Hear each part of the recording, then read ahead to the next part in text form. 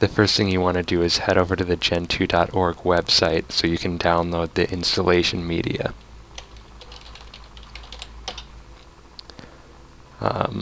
You can find the installation media in the downloads link under Get Started. And in this case, we're doing an AMD64 installation, so go ahead and click the ISO link next to the AMD64 text. So the file we want to download now is install AMD64 minimal, and then whatever date is current when you're watching this guide, .iso. So go ahead and click that and download it.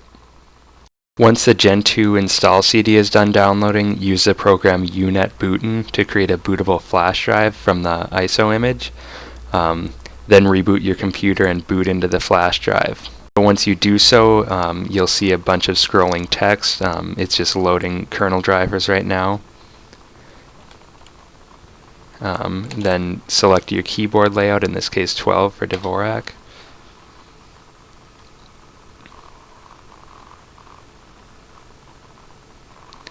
And then it just has a few other services to load. Alright, so now we are in the install environment for Gentoo. One thing to note is that there are a few processes in this guide that could have detrimental effects to the data on your hard drive.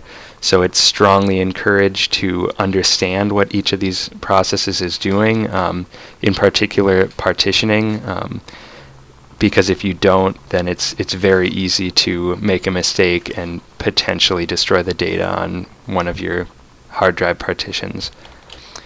Okay, so without further ado, let's begin. The first step we want to do is make sure that we have a working network connection.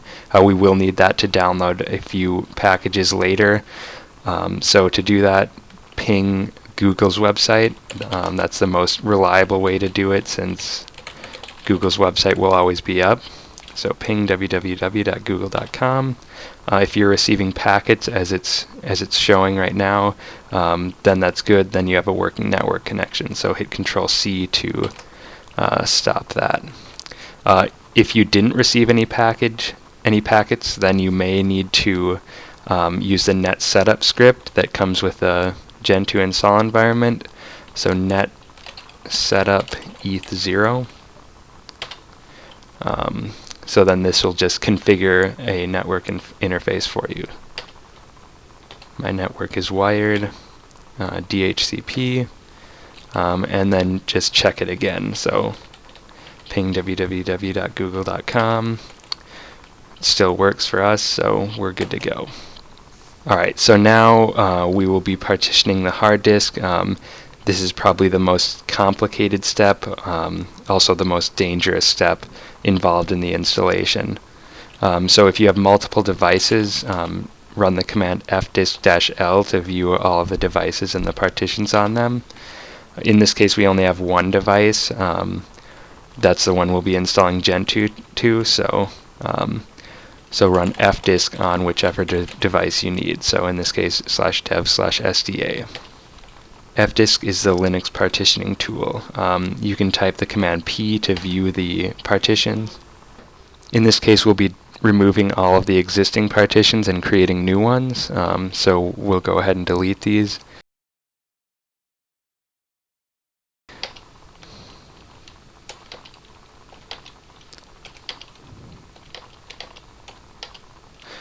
Alright, view the partition table again. There is nothing there as expected.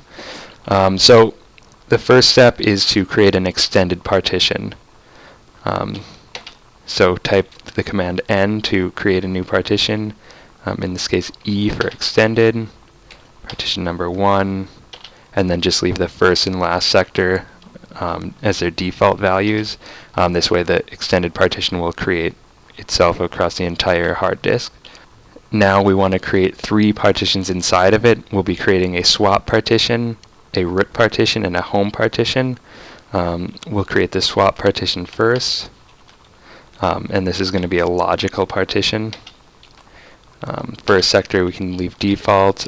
Last sector I'm going to do +4G to mean we'll be creating a 4 GB swap partition. create a root partition using the same steps. We'll make that 20 gigabytes, and then finally the home partition. In this case, we'll leave both the first and last sector default to take up the rest of this free space on the hard drive. Alright, so type the command P to view the partition table again, and as expected we have these 4 partitions here. We have the extended one, and then we have the swap, root, and home partitions therein. Once you're sure you're done with partitioning, type W to write the changes and quit.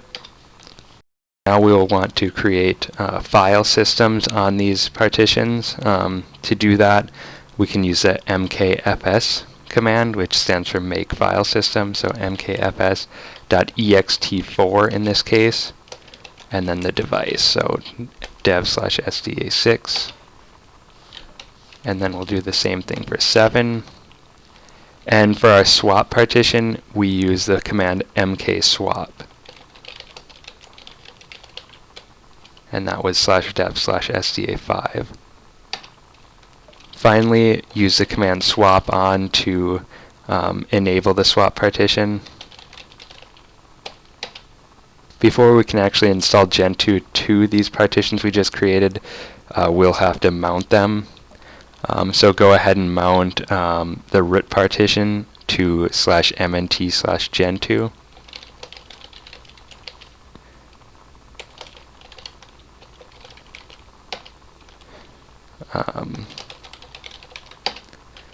Okay, so nothing's on there as expected. We can make a home folder to mount our home partition.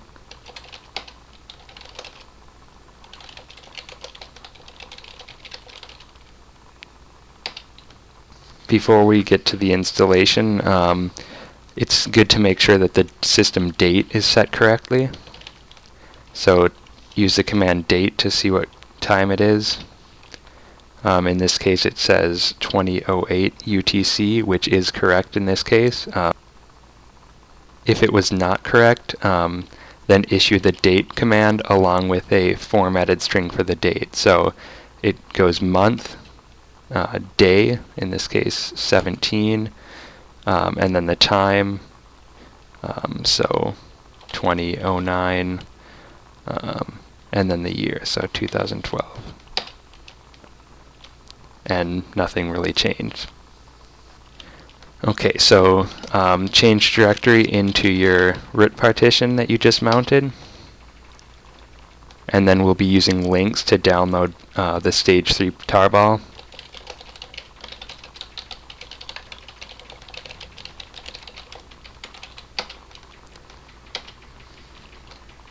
Select a nearby mirror. In this case I like to do Argonne National Laboratory because it's usually really quick. So releases, AMD 64, current stage 3, and then select stage 3 AMD and then the date .tar.bz2 and press enter. Save.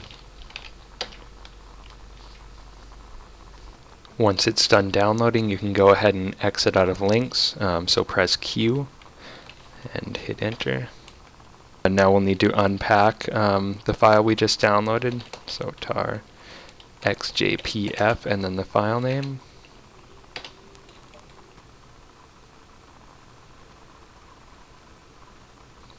Once that's done, you basically have a working Linux installation here, so you can see all the files that you normally would have in a basic Linux install. So now we need to install Portage. That's the package manager in Gentoo, so we'll fire up links again.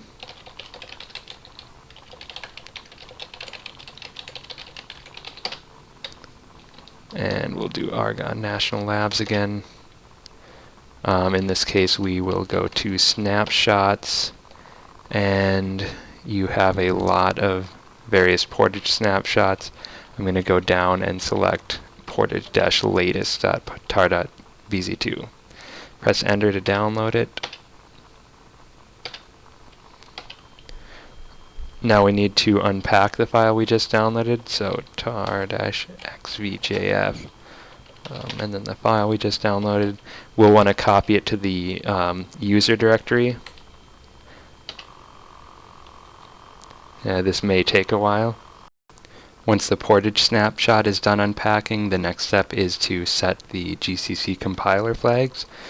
So open up the make.conf file. It's etc portage make.conf. And the biggest thing in this file that you need to worry about is the C flags variable. In my case, I'm installing on a virtual machine, so I'm not going to touch that. But for you, it's highly recommended to set that specifically for your machine. For more information about setting the compiler flags, see the Gentoo GCC optimization guide. One thing I will set, however, is the makeops. So the makeops variable you want to set to one more than the number of processing cores you have. In this case, I only have one, so I set that to 2.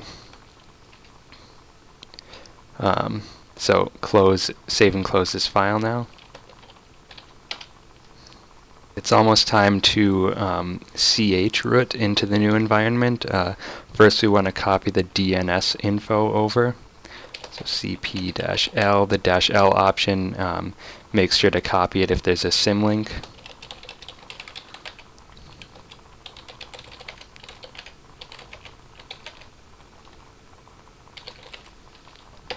Then we need to mount some of the necessary file systems, so -dproc.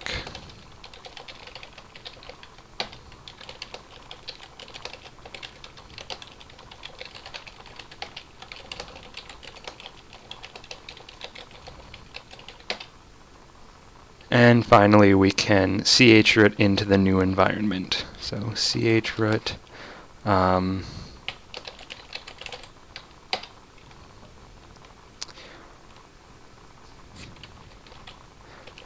run env-update and source c/profile. Another thing that's optional is to update the PS1 so you can identify that you're in the chrooted environment. Alright, the first thing we want to do in the new environment is to update the portage tree using emerge sync.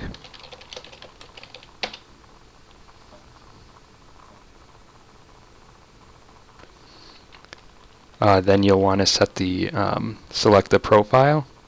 That's kind of like the building block for a Gentoo system. It has default values for the use and C flags variables. So to view all the available profiles, select profile list. And in this case, I would be doing a GNOME environment, so I'll select 4. So select profile set 4. And then just list them again to make sure that it got set. And it did. Now let's set the use variable, which is in the make.conf file.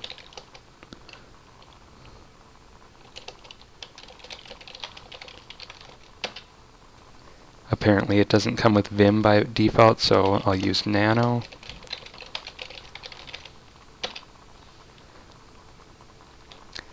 So the use variable, it determines how packages are compiled and what type of support packages get compiled with. So for a GNOME setup, I will be using ALSA, DVD, GNOME, GTK, Pulse Audio, and we'll go -KDE. For a full listing of the available use flags, see the Gentoo handbook.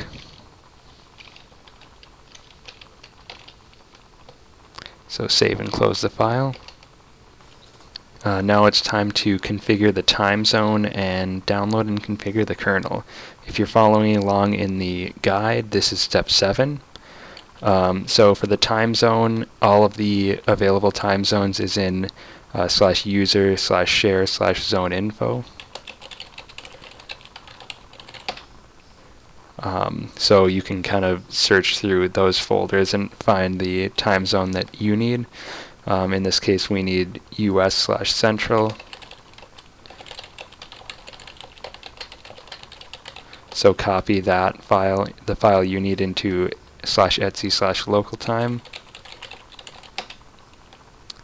And then whatever file you selected, you'll want to echo that into the /etc/timezone file. Now for the kernel, we need to first download the kernel source code, so emerge gentoo-sources.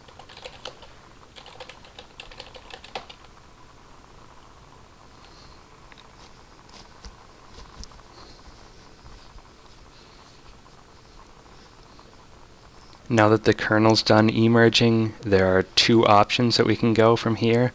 One is to configure the kernel manually, and that's what I recommend. It's very educational, and you learn a lot about what kind of drivers are in your system. The other option, which is much easier and much more simple, is just emerging gen-kernel, and that essentially will customize and configure a kernel that's generic, that will match just about any system. The downside is that it's a little bit slower because it has a lot of different drivers that you don't actually need. But for this video guide, I will go with gen kernel just because it's quicker, and describing how to manually customize the kernel would be very tedious in a video guide like this. So I will just emerge gen kernel.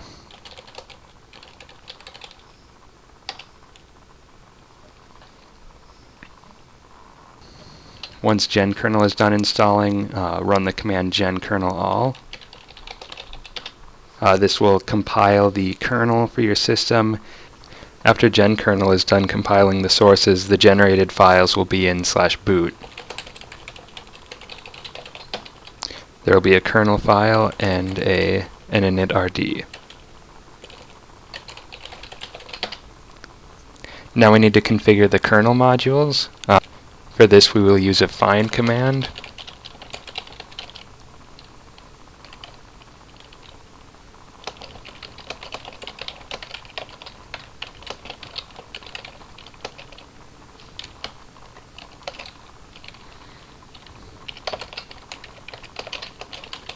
And pipe it to less. This will be a list of all the kernel modules that are available to you. Keep note of the ones you need for the next step. So press Q to quit less when you're done. Now edit the file /etc/conf.d/modules.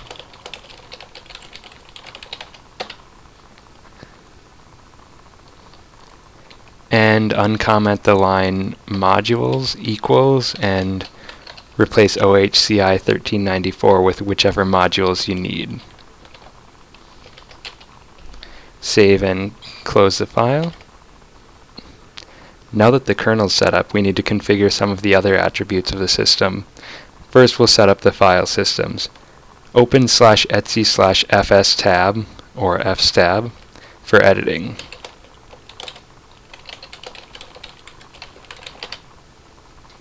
This file will tell the system which partitions to mount and where to mount them at boot time. The file that came with the Gentoo install will not work by default. You will have to customize it to the partition table that you set up earlier on in the installation. So replace each device with the one that matches your system.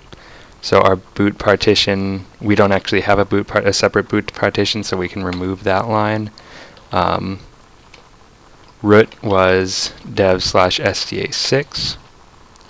And this is ext4. I'll leave the other options as they are. We also had a separate home partition, and that was /dev/sda7. Mount that on home. Leave the default settings. and swap. That was /dev/sda5. I'm assuming you probably don't have a floppy, so you can remove that line, and you can leave the CD-ROM line as it is. Save and exit the file. The next thing we want to do is configure the network. Let's first take a look at the host name. So open the file /etc/conf.d/hostname and replace the host name with whichever name you want your computer to be identified on the network as. Save and close the file. We'll also need to edit the /etc/hosts file.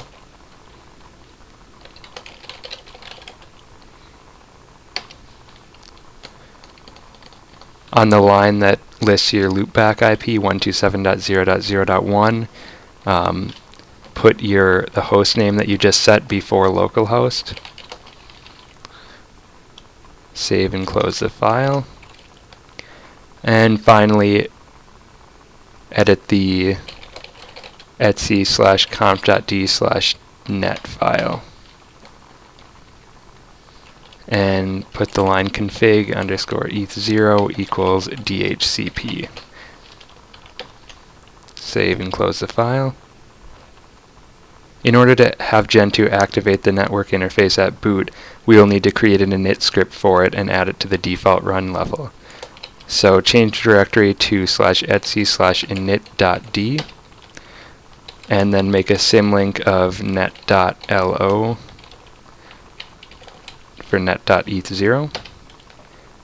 So now we'll have the symlink is set up in here, and we need to add it to the default run level. So rc-update add net.eth0 default. In order for Gentoo to automatically obtain an IP address using DHCP, you will have to install DHCPD. So emerge DHCPCD.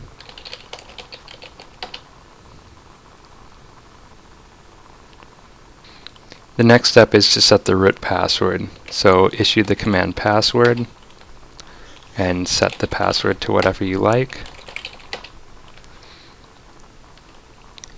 Now if you have a non-standard keyboard layout, the file to change that is /etc/conf.d/keymaps. And set the keymap variable to whichever layout you use. In this case, we'll set it to Dvorak. Now, in order for the system to know whether your hardware clock is set to UTC or local time, you need to modify the HW clock file in etc/conf.d. And if you know that your system clock uses UTC, then leave it how it is. If you have Windows or had Windows prior to this on your machine, then it's most likely set to local. If that's the case, then just change UTC to local. Save and close the file. If you want to have support for different languages, we need to set that up in /etc/locale.gen.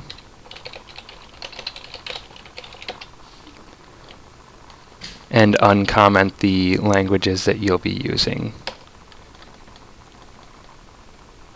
And if they don't show up, then you can enter them manually if you know what they are. Save and close the file. If you don't know what the available languages are, then type locale-a, and then this will be a listing of every possible language on your system.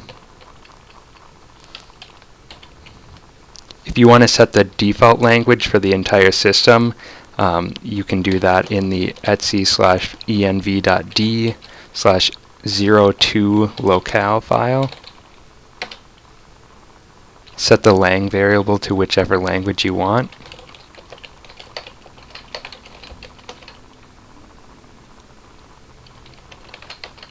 And then lc collate equals C. Save and close the file. Now we'll need to generate all of the locales that were selected with locale-gen. And do an environment update and source/etc/profile.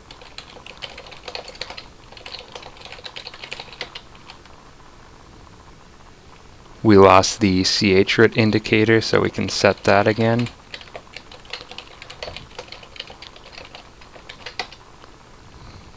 The last step is to configure the grub bootloader. Emerge grub. Once grub is installed, we'll have to edit the menu entries.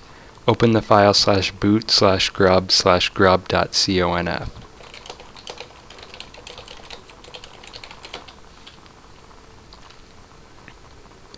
Here you will find a default configuration file.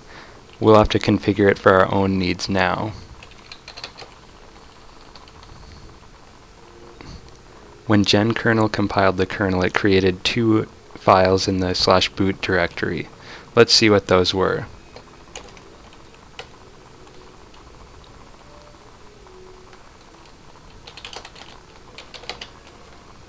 We'll need to know the location of the kernel file and the initramfs file.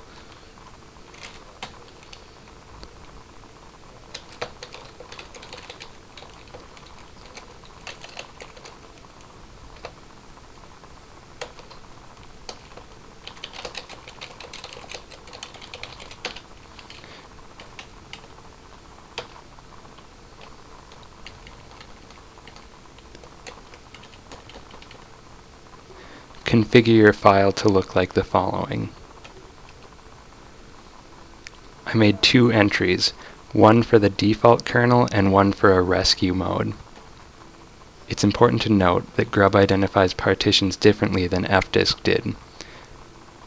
Grub uses a 0 index base. So if you had the partition /dev/sda6, that will now be hd0, 5.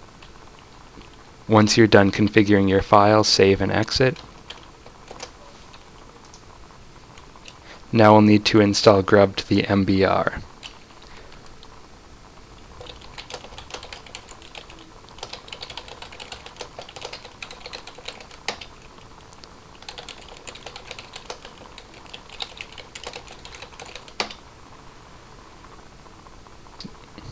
Finally, before rebooting, we can exit our Gentoo environment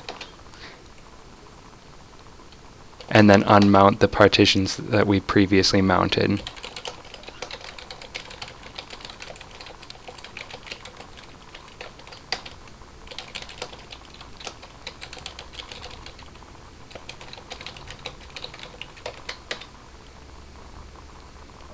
Finally, reboot your computer.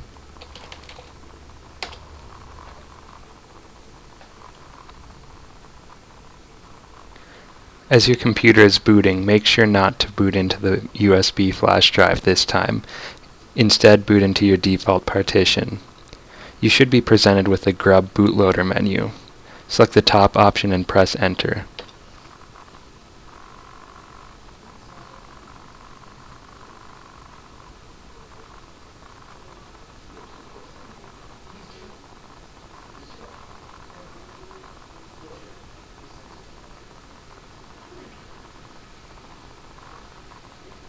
Congratulations! You now have installed Gentoo Linux. Log in as root, and now you can create a user for normal use.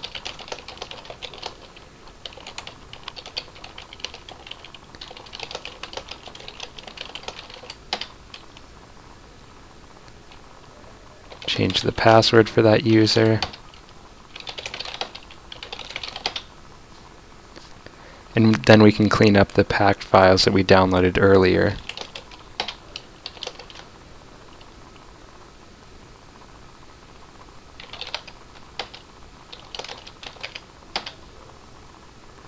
From here, if you want to have a graphical interface such as GNOME or KDE, there are guides in the Gentoo handbook on gentoo.org.